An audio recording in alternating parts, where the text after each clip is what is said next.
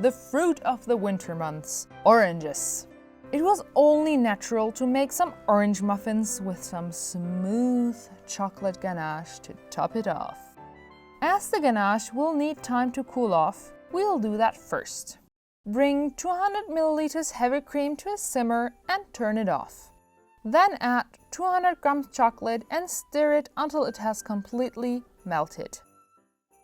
I had the bowl on a pan with some warm water as my kitchen was real cold and I wanted the chocolate melted before the heavy cream cooled off completely. When you're done with that, toss it into the fridge and let it there until it is cold.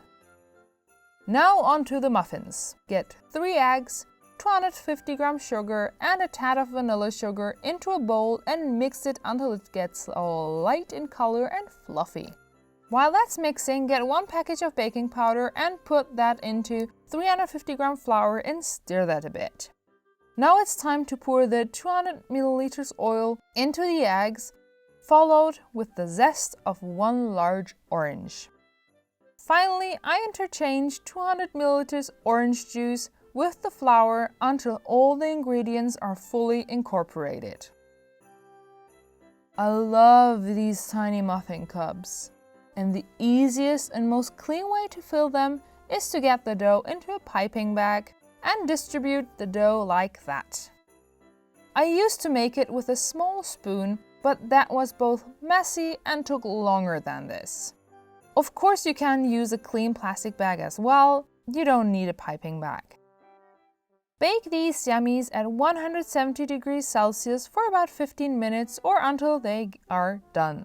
As usual, know your oven. You don't want them underbaked or burned, so keep an eye on them. While the muffins are cooling off, get your cold ganache out and start mixing it. Mix until the color of the ganache gets lighter and the ganache itself a bit firmer. I think I slowly got the hang of piping. Just pipe the ganache onto the muffins and you're done. I like to put them in a cool place, either the fridge or the kitchen. That feels much like a fridge right now. Of course, you can decorate these to your heart's desire.